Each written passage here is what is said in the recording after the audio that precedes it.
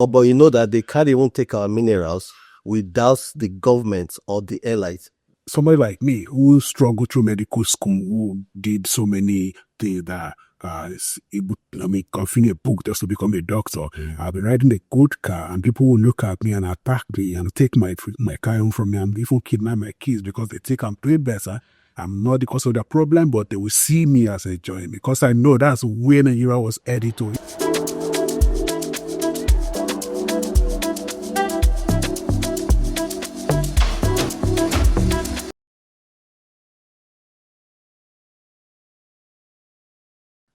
Hello and welcome. And without further ado, I will start with Dr. Michael to my right. Hello, my name is Michael Olukayode. I'm a psychiatrist. And I'm also, this is my book. I'm the author of The Atrocities of Hope, Analysis of the Nigeria Problem. And what else can I say about myself? Apart from being a psychiatrist, an author, I'm a writer, and I'm also a scriptwriter and a producer. So if you see me elsewhere, you might see me talking about my book or talking about my movie. So you won't be confused as to maybe this is another guy entirely. So that's me. Yeah. So, thank you very much. And to my left, the Honorable Dr. Suraju. Okay, my name is Suraju Adeyemo. I'm a psychiatrist and I work in the NHS. I've also been trained in Nigeria as a general psychiatrist as well. I am a mentor. I specialize mostly in mentoring youths in understanding their purpose in life, both spiritually, physically, and also to help them gain mental clarity about how to channel their energy positively. I'm into poetry. I don't have any of my books here, but Coming. yeah. So I'm passionate about Nigeria and the United Kingdom. Thank you very much. And that's the reason why we're here, especially because of the book that you have written and published. And the first time I came across your book was, of course, at your birthday party. I think you were turning 20 on that day. Yeah. Again. And you did launch the book. And since then, I found it engaging and also bringing back memories for me. Of course, I've been in the UK now for over 20 years, and I haven't been back to Nigeria. I'm looking forward to. I've not been back for the reason I will keep to myself. But this I found very insightful, and that is why I have invited you here to come and share. And let's just have a chat as Nigerians and as residents of the United Kingdom. Just like Dr. Suraj said, did you study in Nigeria? Yes. So I did my medical school in Nigeria, and I actually covered almost all of Nigeria during my time in Nigeria. So I studied.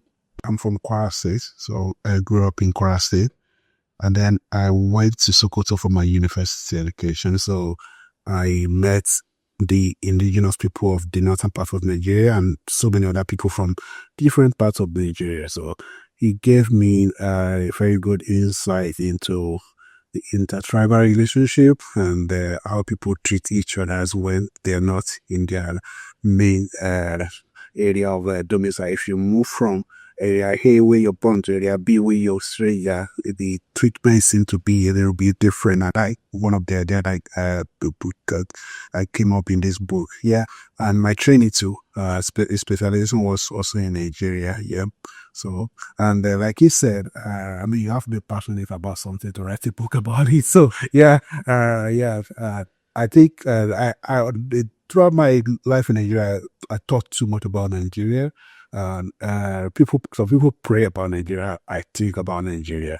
And then when I moved to the UK, the more I see other places and how they function, the more I think about Nigeria. So yeah, I'm quite passionate about Nigeria. In the UK, home is home. So UK too is Yeah, let me not rate the two of them.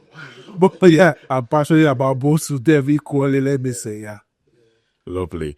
And for those who do not know, I got to know or meet Dr. Michael through Dr. Suraju about almost 3.5 years now. Could have been 4 years in this area. And of course, yes, so that's how I met you.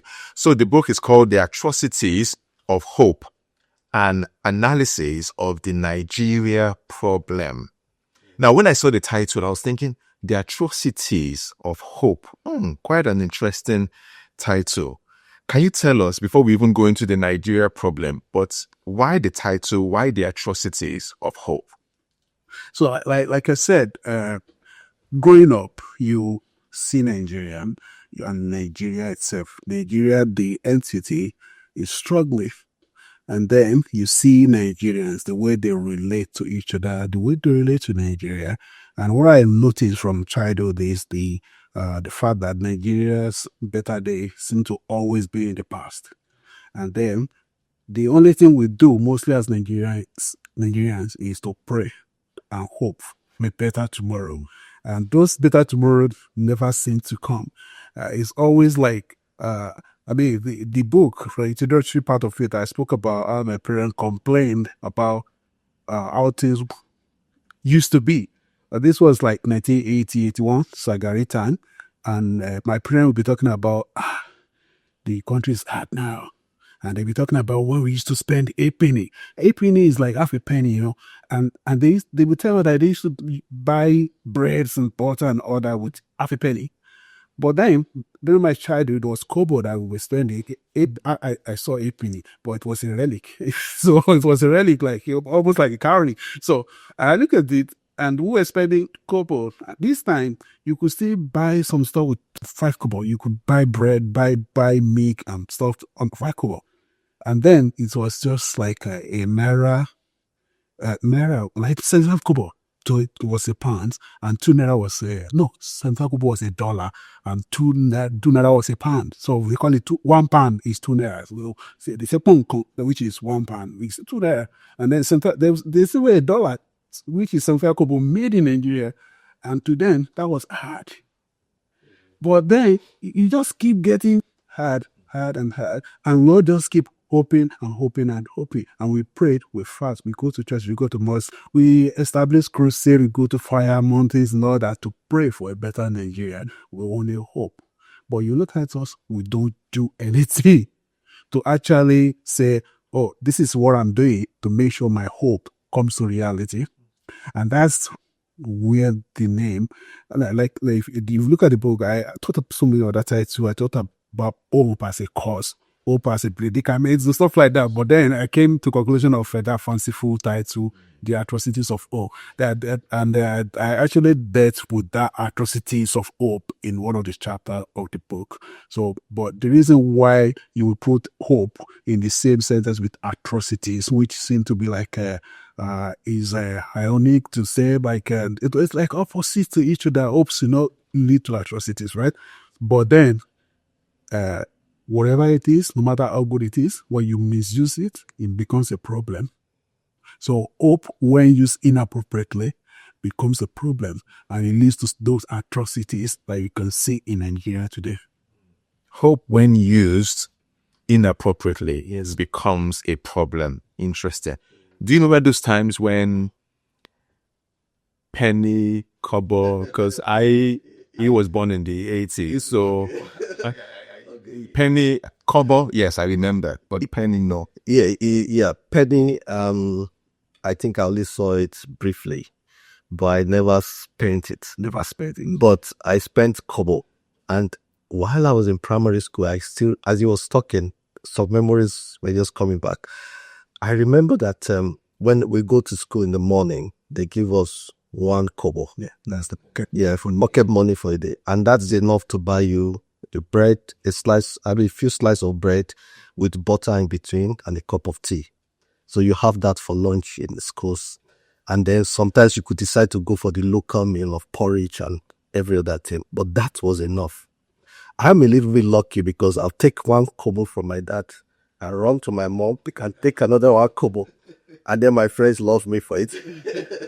Yeah, but it was good old days. If I look at it, those were good old days. Wow. Thank you for sharing that.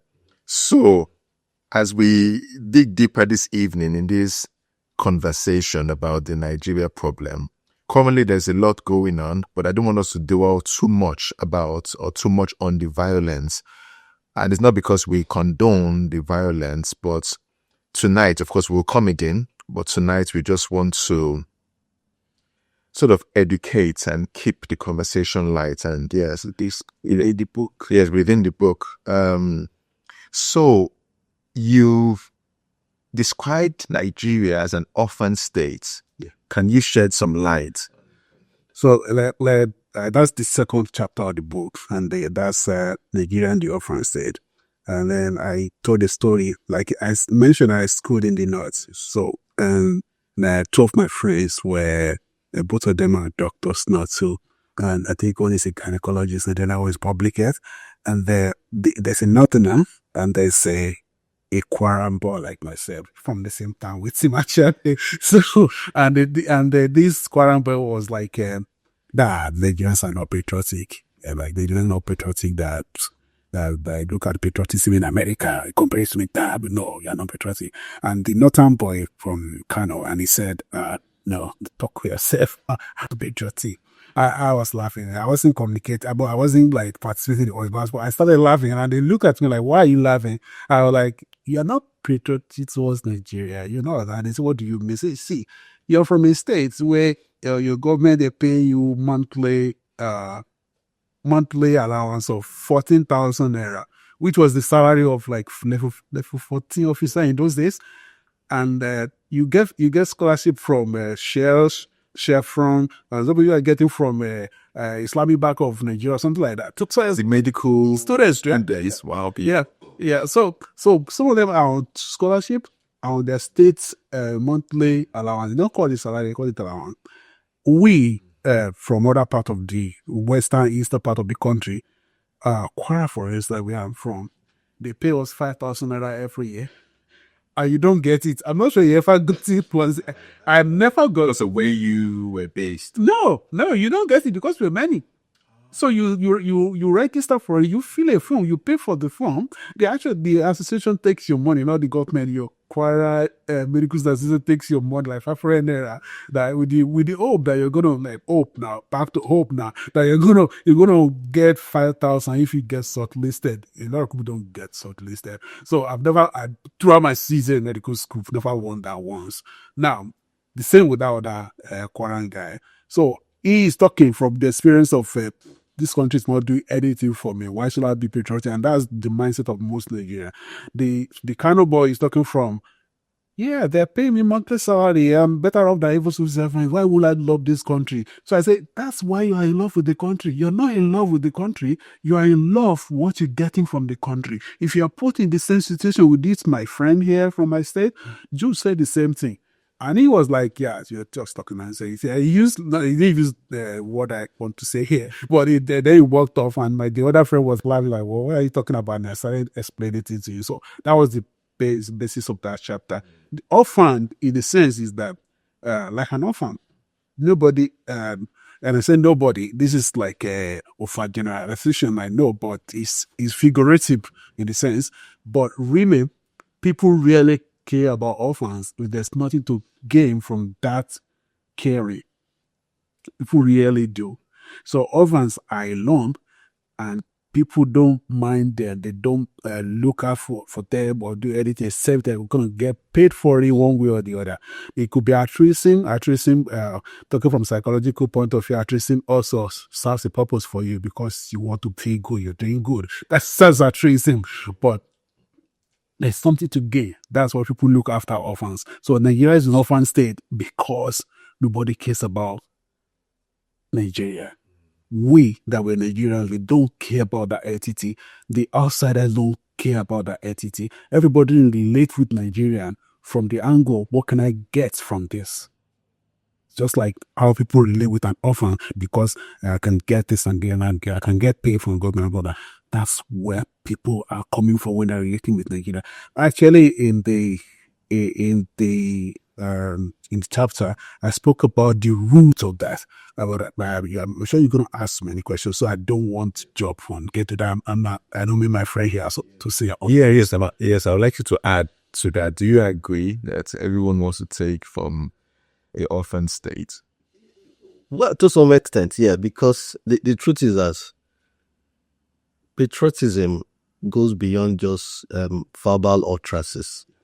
It goes to what can I do? Like, was it JF Kennedy also? Yeah, that was JF Kennedy. Yes, yeah. Don't think about what ask for your country, what's going to do for you, but what you can do to a country. So recently, actually, I have seen people who have gone back to Nigeria to do something for Nigeria, not because they want to gain something from it. But if you look at the mindset of the majority of people that we relate with before we move to the UK, it's quite difficult. I'll give you an example. I was a secretary, a financial secretary of an association of resident doctors. And when I gave the final summary of the accounts, my account was balanced, there was no problem. And a lady stood up in a meeting and said, there was a fund that was sent to the association. What happened to that fund?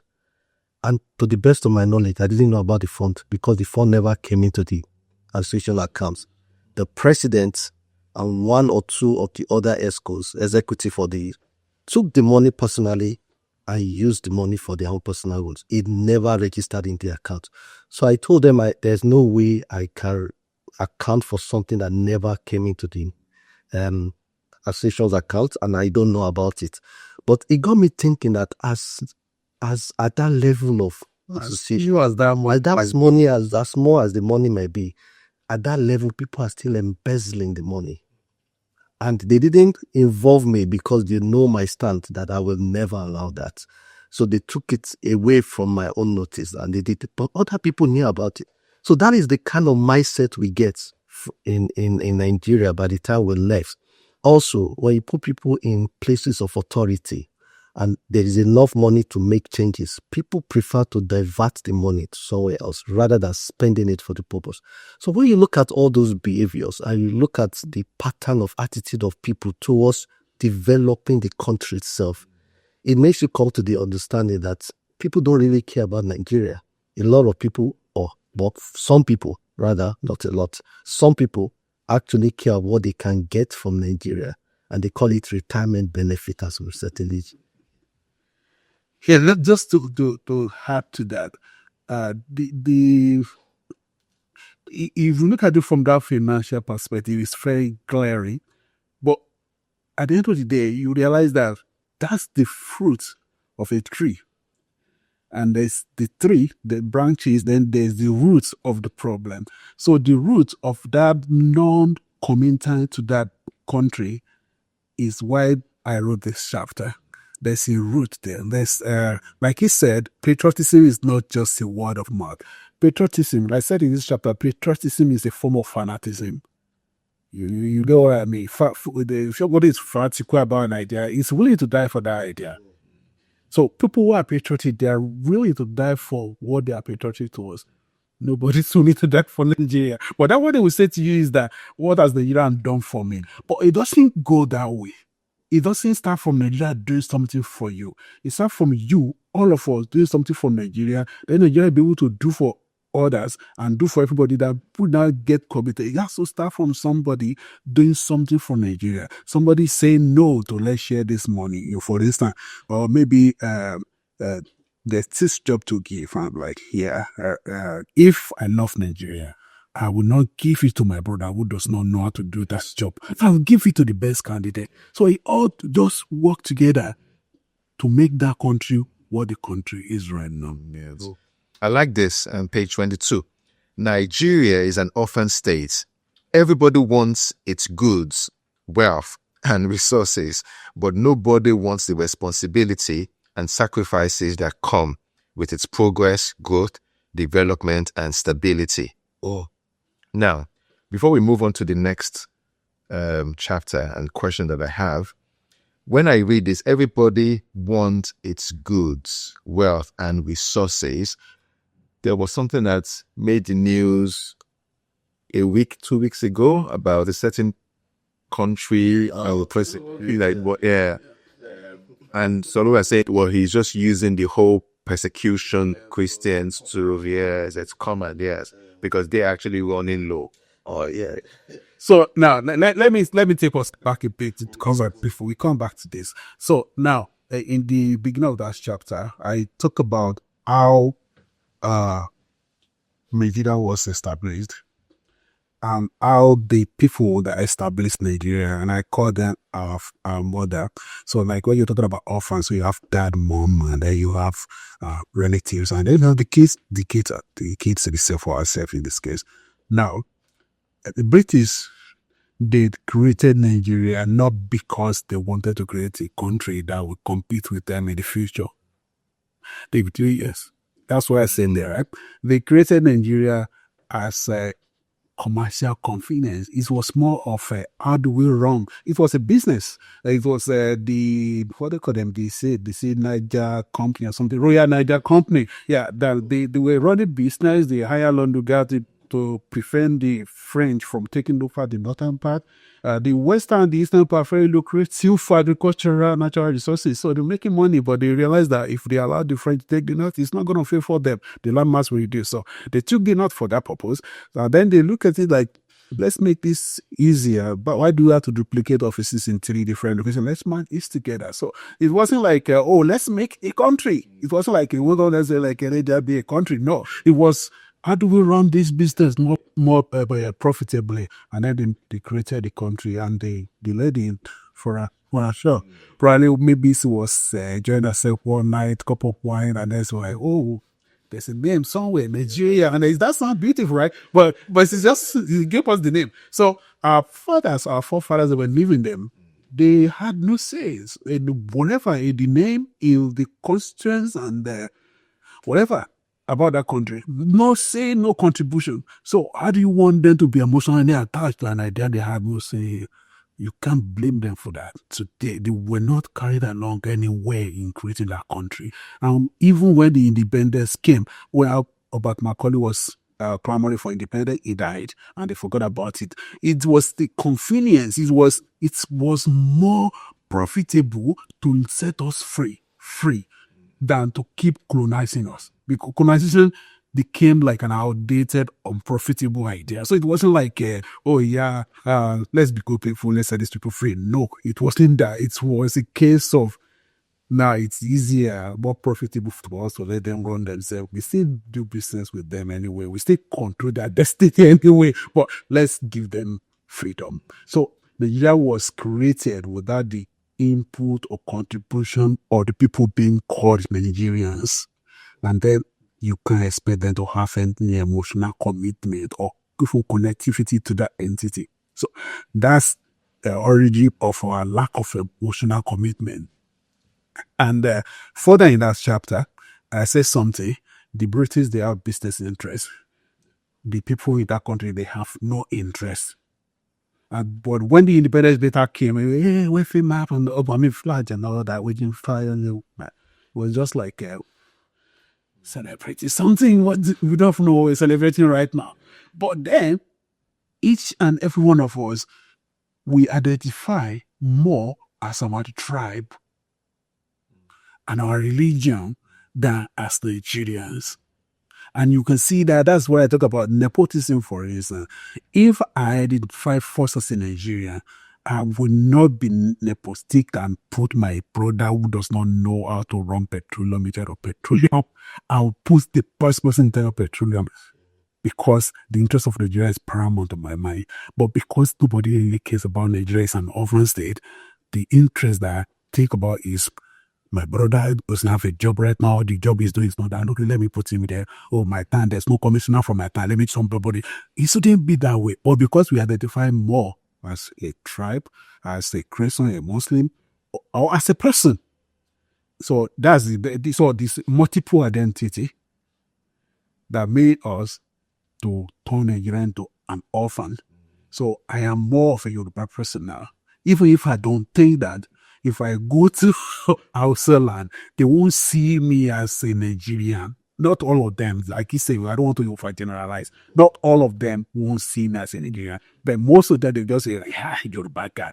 The same thing applies when an Hausa guy come to you, but I'm not saying the Hausas are the only one in this case. The same thing that will happen if an Hausa person goes to Igbo land, they will see him as an house guy before they see him as a Nigerian. And when an Igbo guy came to maybe Lagos, you can see what happens in Lagos every time, like Yoruba land, Igbo don't have anything here. So it's the same.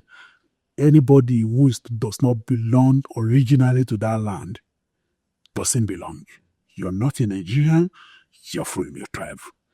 And then you too, either by intention or by them making you to think that way, you start seeing yourself like, I'm more of a Yoruba person, I'm a Christian because the Muslim won't give me this. The Muslim also say I'm a Muslim because the Christian won't give me this. So all of us, by working in this way, we isolated the identity of being a Nigerian to the point that very, very few people actually see themselves as a Nigerian. Most people just see themselves as, I'm Yoruba, you're Igbo, you're Hausa, you're Muslim, you're Christian. So this multiple identity and the individualistic approach to life leads to Nigeria being isolated as an orphan state. Oh. There's so much to talk about Nigeria, actually. And sometimes because of my passion for Nigeria, it's quite emotional for me. And because I remember many years ago, my brother had a chance to travel out of the country. But he was younger, older brother. But he chose not to. Because number one, he felt Nigeria is my country. Number two, he had a responsibility for us as his brother. So, and anytime I realize the sacrifice he has made for us, his younger one, it makes me feel Nigeria could be better if we have people like that, more people like that in the country.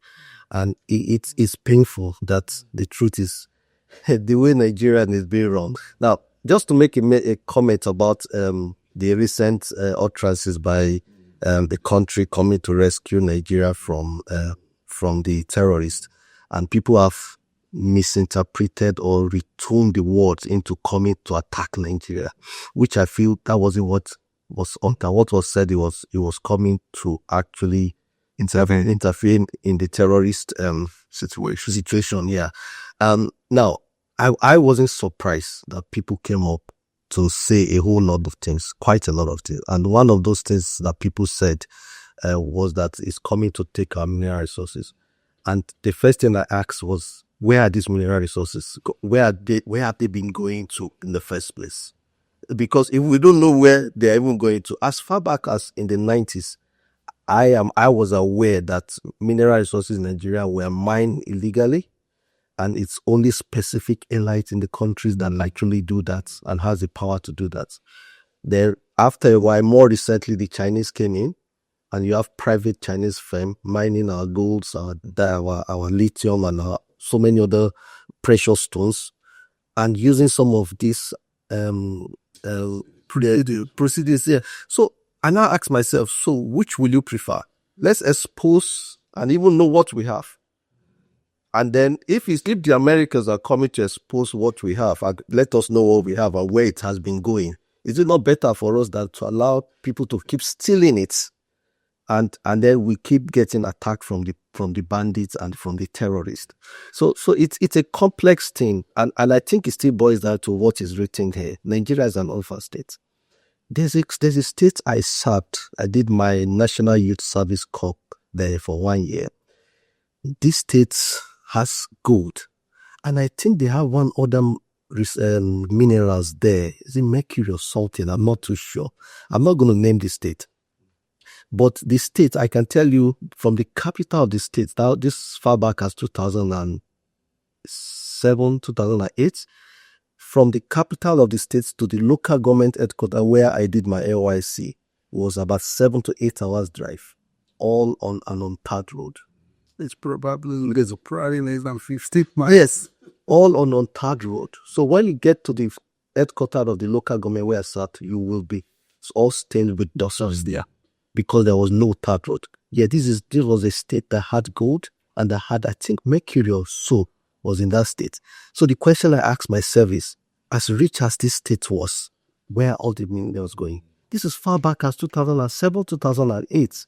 Now, Trump is saying he's coming to help you against terrorists, and you said he's coming to steal.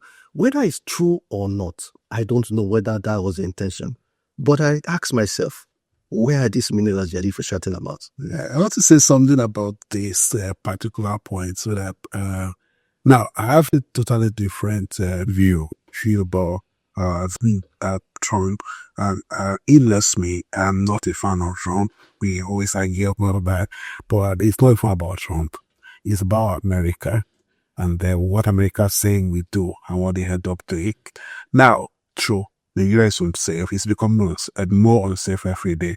Back in 2015, I was talking to Brian Navara is a local politician in Nigeria. And I said, this is where Nigeria is going to. Like in this book, I said, I have this mind that I'm able to think about thoughts.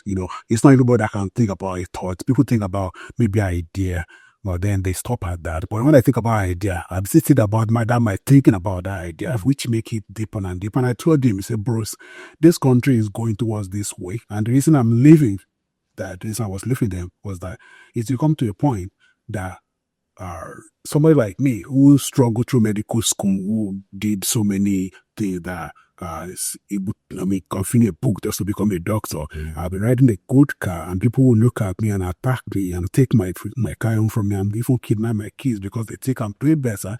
I'm not the cause of the problem, but they will see me as a joy because I know that's where Nigeria was headed to. It's there already now. People get kidnapped on a daily basis. And then I look at this possibility of America intervention. I'm not going to say Trump, Americans intervention of any of their president intervening in Nigeria. What's the possible outcome for us? I'm not focusing on what they want to do with the minerals. I know the tendency is that people say A and they do B. So he might use the guise of intervening to start taking this. It's a possibility. Oh, but you know that they can't even take our minerals without the government or the allies involved. They can't come and steal. They can't come and this is your good, take your good, then depart to their country. It's not possible. That's the point is They will still need a Nigeria to be. so that the point is this: for US to invade Nigeria, they have to depose our government. You have to know that. Yes. So that point of they have to do with the. But they are not coming. It didn't say it's coming to invade. So that's what I'm saying. Yeah. You are not going to ever base what somebody will do on what they say they will do. You will totally be wrong. You know that yourself. And it's as simple as that. It's not that complex, except we are just trying not to focus on what we know will happen. People usually don't tell you their intention. We're human beings. And do you know that more based on your field? Your profession? No, do you know that more about? Yes, because you see what I do. We as behavioral scientists, we know how people work. And see, apart from behavioral science, you just take a look at what has happened in other countries where US have ever intervened. You can just go into the history book and talk about Libya of this war and Afghanistan, what it did in Iraq. All these are just within our lifetime example. You can go back to Vietnam if you want to think about 1960s. So US have never gone to a country and leave the country better than they met the country. Somalia is another example. They always come out and leave the country in a ruin. That's my point against anybody intervening. I know Donald Trump is not going to come to Nigeria. I know Donald Trump. I know he says more than he does. Even in his own country, he says more than he does. So I'm not bothered about that. But I'm not going to, I just don't want to be quiet on that. Where is our minerals going? That's valid point. That valid point. But it does not justify any of us say that another country say you fail our country, either intervene or wherever. Because at the end of the day, it's still gonna be like, because we're not really assessing this thing from a kind of a realistic perspective. Because the outcome for that country is going down as it is, but anybody intervening and taking out the central structure, you might not know. He knows this. It's like, then he says something. It's like when we talk to our patient, right? Let me give an analogy of our patient, which should be very clear to you. Give you antidepressant. They be like, it's not really working for me. It's making me to eat too much. But the moment they stop the antidepressant, 3 months later, they are back in the hospital by that suicide or something like that. Because they thought the antidepressant wasn't working, they stopped it, but if it was actually working, is that what I want to say about our central government? As bad as it is holding something together. The moment you lose that was the same thing that happened with Gaddafi being taken out of Libya. Libya being destructed is part of where the weapon coming to Nigeria is coming from today. Just imagine, Libya is like 5 million people or 20 million people. Just imagine what will happen to the whole of Africa if what happened to Libya happened to Nigeria. There will be a total disruption of 200 and something million people. You will be ready to border Cameroon with guns before you stop Nigerian from crossing over. Yeah. That's a good way of looking at it. But another good way of looking at it is if Trump had not cried out, the killing will continue. This killing has been happening as far back as the 80s when I grew up to know. And I can tell you that I was even trapped in some of those biases. You grew up So I grew up in that part of the country, and I could tell you situations where my life was in my hand. You get it? And not only me, I have a couple of friends that defended themselves by making local bomb. I won't tell you how they made the local bomb, but they had to make local bomb to defend themselves from being killed. So the killing has been going on for many years. It's not because of the current government, but what Nigerians have done over the years that we have become so numb to killing. So when people hear so number of people have just been killed, it's as if it's a normal thing now. And that is where my fear was before I left Nigeria, that Nigeria was going to get to a place where people will be killed and nobody is going to blink an eye. And I could remember myself, I am a Christian, and I left church one day. I think that was in around 2016, 17, thereabout, when I was still in Nigeria at that time. And we finished a church service, and my friend, a church member, we met outside the church and we started talking. And I was sharing an experience of another person I met who ran away from the northeast part of Nigeria and relocated to Lagos because the entire village where he was staying was wiped out. And the little few of them that escaped had to walk 3 days to get to the state capital for him to get a bus and relocate back to Lagos. So I described that scenario to my church member, and he told me, he said, no, it's all politics, it's a lie. And that is because people want to make the then president looks bad. And I froze for a few minutes. I was like, are you joking or you kidding me? He said, yeah, that is all politics. I said, have you ever been to the northeast part of Nigeria? He said, no. Do you have a family there? He said, no. Do you have a friend there? He said, no. I said, I grew up there. I met someone who just escaped for his life there. And you're still telling me it's all politics. Lie the reality of that person. Yes, it is the reality. Like, you can't beat a child. Like, let me just say this, brother. Like our local people normally say, you can't beat a child and then tell the child how to cry. Yeah. No, you can't. Look, that the child will cry, and then somebody will hear the cry, like, what's happening? Somebody must have been abusing you, and then come to this rescue. And we know that in the part of Nigeria where I grew up, I remember the first day I spent 1 naira. I think I took 3rd position then, and my dad was so happy, so he gave me 1 naira. So I took all my friends, I bought sweets, I bought chocolate and so many things. The person that sold it to me allowed me to buy it. He now took the money and everything I bought and grabbed me and took me to my dad. I said, look, your son has just come to buy all this chocolate with his stolen money. Because out of that time, spending 1 naira wasn't ideal for a child. Yeah. So that tells me that we have a culture of guiding and helping each other. Yeah, that's how we used to do. That's how we grew up. But now that is lost because everybody is now watching for their life. And that's the way I see the cry out from the Americans when they said they are coming. I don't want to go too much into complexity or they will come or they will do or they will come. But that cry was, I felt that was a voice that Nigerian people needed for the government to rise up to the occasion. I agree with that. I totally agree with that. See, when Donald Trump and the Congress in America, we started talking about, they say, I saw it as a positive development because now Tinubu cannot pretend that nothing's going on anymore. Like he said, the problem of Nigeria is that we've lost like I can actually say we've lost our humanity. It might sound like I'm being too too hard on us as a people, but we've lost our humanity. It's not just Nigeria; it's a common thing of the world, but it's worse Nigeria. Like people deny death based on political affiliation. And I will give you like 4 or 5 examples that happened at different dispensations. When the Chibok girls were kidnapped under Jonathan, the some supporters of Jonathan, not all of them, let me not generalize, they said that was a horse that was made up to paint Jonathan bad. I was one of those people that campaigned for Buhari, which I regretted. I always talk about it. I said in my book, I regretted. I always come through, but this is me. I'll talk the truth about everything. I campaigned for him seriously. We were one of those people that were using that security thing against Jonathan. But when Buhari came in, I don't want to go into that detail, but when he came in, I didn't do well. I turned against him immediately.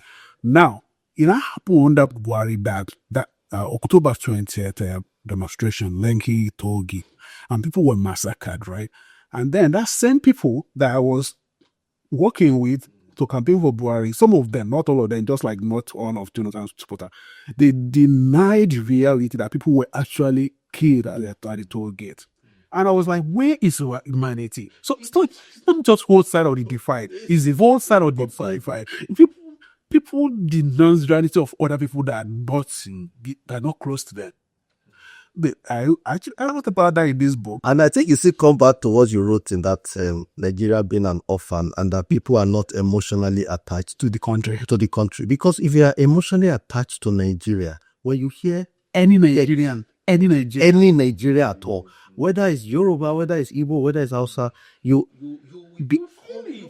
that one of my brother and my sister has been hurt some part of the nation, and that's one we don't have. I'll give an example. I have a friend here who is an Igbo boy. I don't want to mention his name.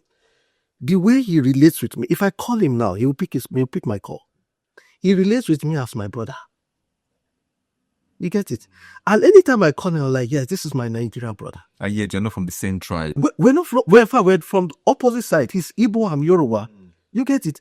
And any information he has that he knows it can help me, he will willingly deliver those informations. And if I look at it, I say, this is what Nigeria should be like. I went to an Igbo Yam festival, and they gave me a tag for the village, and I told them I'm not Igbo man. I was like, this is what we are. Nigeria has diverse culture. If we just sit down and celebrate those culture, Nigeria will be the best place in the entire world to be. Yeah. But we've just lost that thing. And that's what you said about. Yeah. So the orphan, everybody just trying to. Now, just for us to also bring everything into perspective and the bigger picture. If you read this book, anybody that read this book, you will start from thinking that why is this also so actually that, but you realize that I wasn't actually talking about only Nigerians. So the thing is the tendency to focus on what divides us as opposed to what makes up one is a human thing. You understand that?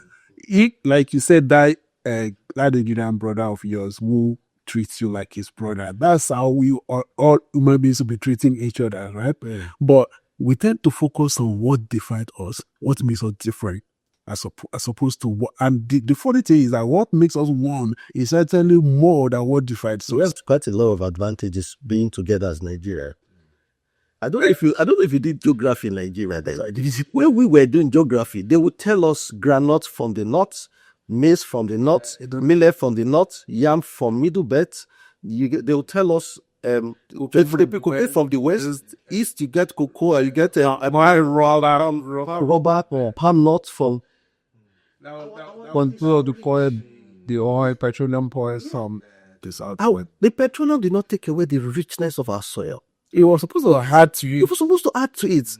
But now everybody is just so divided that we're not seeing the treasure we have that we can use to build. I was talking to a friend he's currently in Nigeria. He lives in Kaduna, and we're talking about how we grew up. And I told him, I said, look, I still find it difficult to take my money and buy. There's a fruit in Nigeria called mango. I said, I still find it difficult to take my money and buy mango in this country. in this country. I agree. I said, because when I was growing up, mango used to be free. We'll sit on the mango tree and help ourselves. You ask what I am full of, And the taste. The taste is fresh. So right from the tree thing.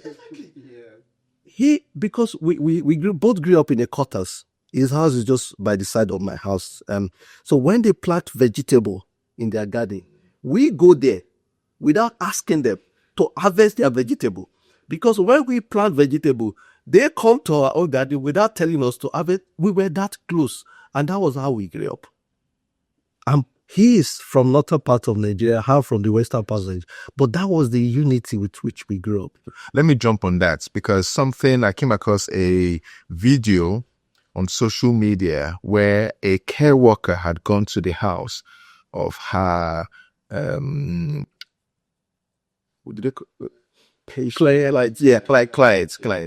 And the client has a tree, a plum tree. Yeah, I think you said it. And then she held herself to it and got into a lot of trouble. There's a lot of trouble. What do you think about it? Because it was actually wasting. Actually, the fruit was wasting, dropping and rotting on the ground. The carrier just picked one and ate it. Let me surprise you. Yeah. Where I grew up in Nigeria, I'm talking about in the late 80s, early 90s. The moment the fruit starts, we expect people to come and pluck it. We don't expect to in this situation. But then now this country had culture different. I've gotten to a chapter in your book where it's like we feel entitled, but that's the cigarette. That is the cultural. That's the was she right or wrong? No, she was wrong, because she has moved from Nigeria, where such thing can be allowed, to the UK, where people see things differently, and that is where integration comes in. When you come to another man's land, you want to learn their culture so that you can integrate properly. What do you say? Live well with. You're in Rome. You be like Rome. Yeah. Even Paul said in the Bible, he said, "When I'm with you, I do move like." It's very important, because we grew up in a totally different cultural background. I came to the UK and I have a lot of privilege. To me, it's a privilege. It's not my right. They could decide that we're not giving you because you're not originally born here. So I am enjoying a lot of privilege in the UK. But that privilege, I should learn that because they are giving privilege, I need to learn the culture of the land. So I don't overstep on my boundary and I don't inconvenience the people of the land. Do you think it's a privilege?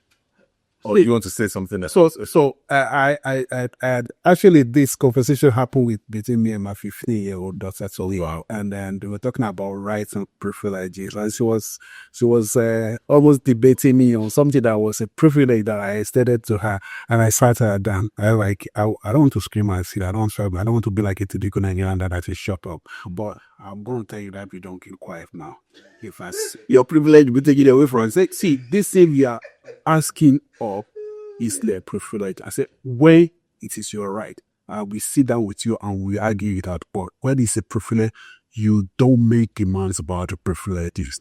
And then, like he said, the people will say, what are the cultural shocks that you met when you got to UK or when you go to US? You always have to be aware of cultural nuances and the differences so that you don't run into trouble. Merely asking the opposite gender for their number could be a problem for you in this country. In Nigeria, nobody born as you and stuff like that. So, I mean, merely touching somebody else in this country could lead to somebody arresting me and reporting you to the police for harassment or stuff like that. So you need to be aware of all these things so that you will not be in trouble there. So I mean, if the apples you like is to be touching my head, I'm not going to touch it in this country. It's because I know this is not Nigeria. But if you go back to, let's say, the 80s, I'm going to put in my pocket because that was Nigeria. I put in my pocket and we will have two in my hands and I will do that. But Nigeria, UK, you have to be aware of all this. It's a totally different set.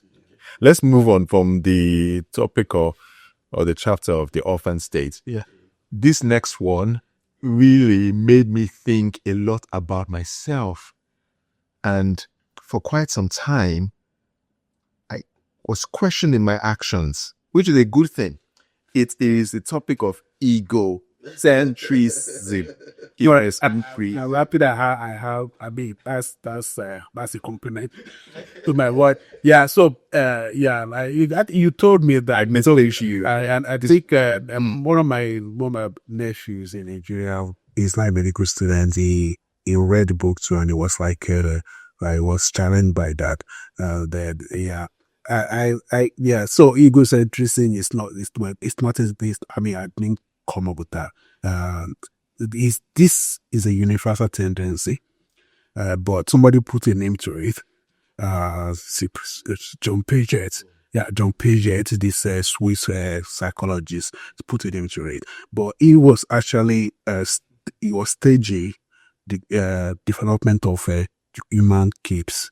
He was dividing the stages of our development through psychologically, and he came to a point and said egocentrism is part of childhood stages of development.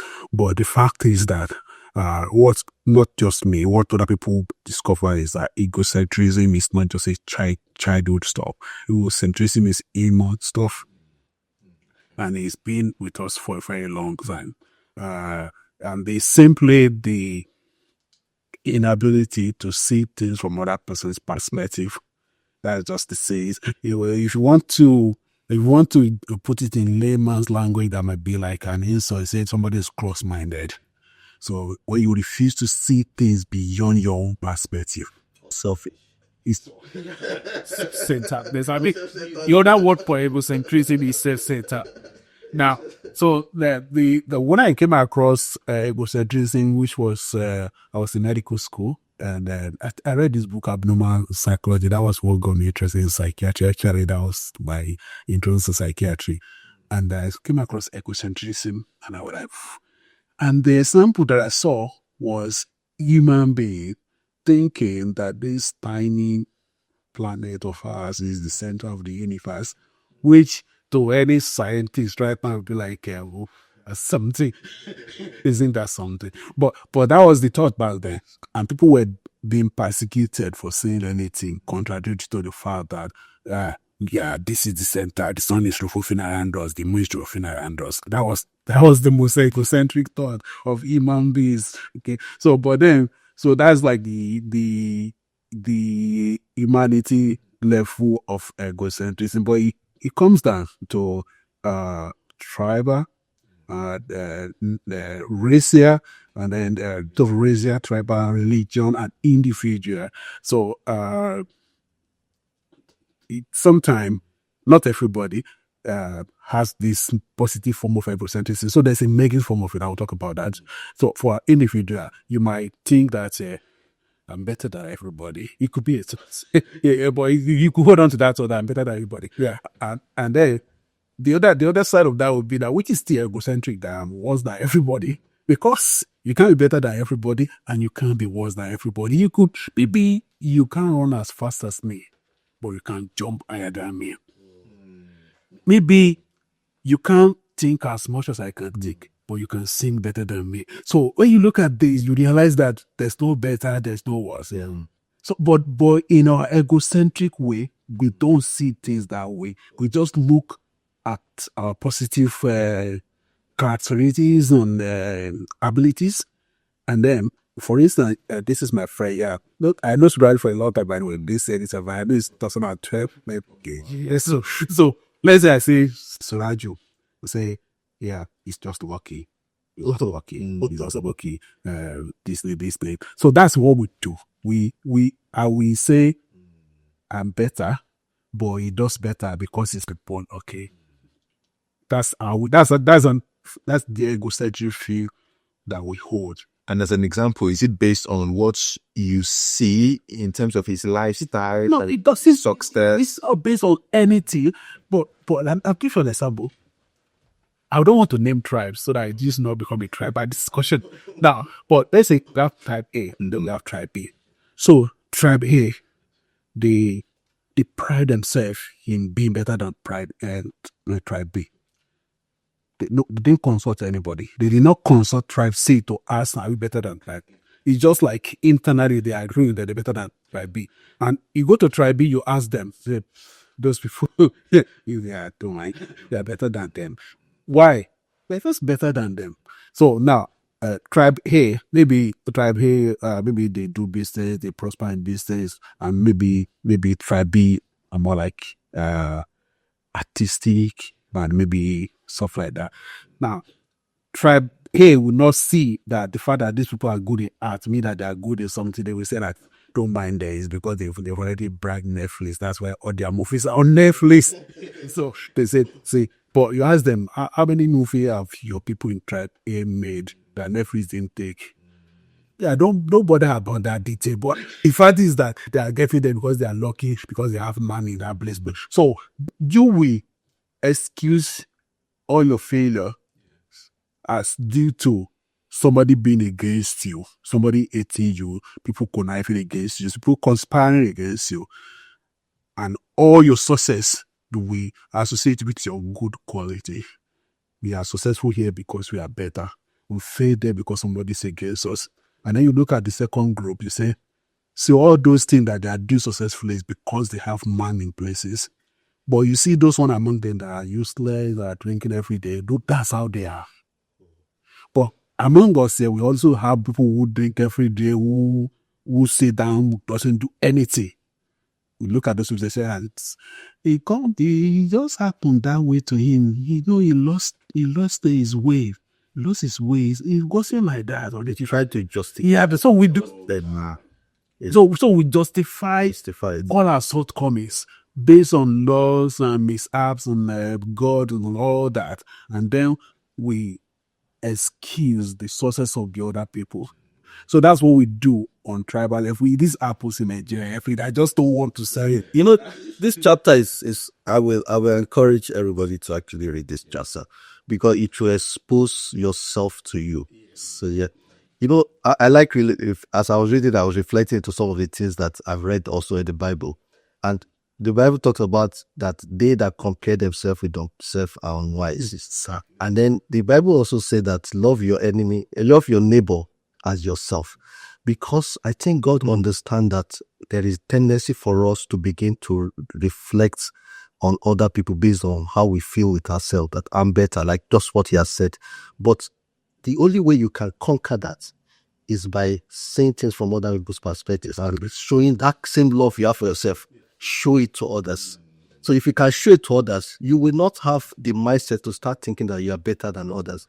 Like he said, when he made a movie and he's still working on one movie now, and he told me how much he has spent on the movie. And I sat down and I told my wife, I said, I'm going to invest in this thing. I said, if this thing succeeds, I want to be part of it.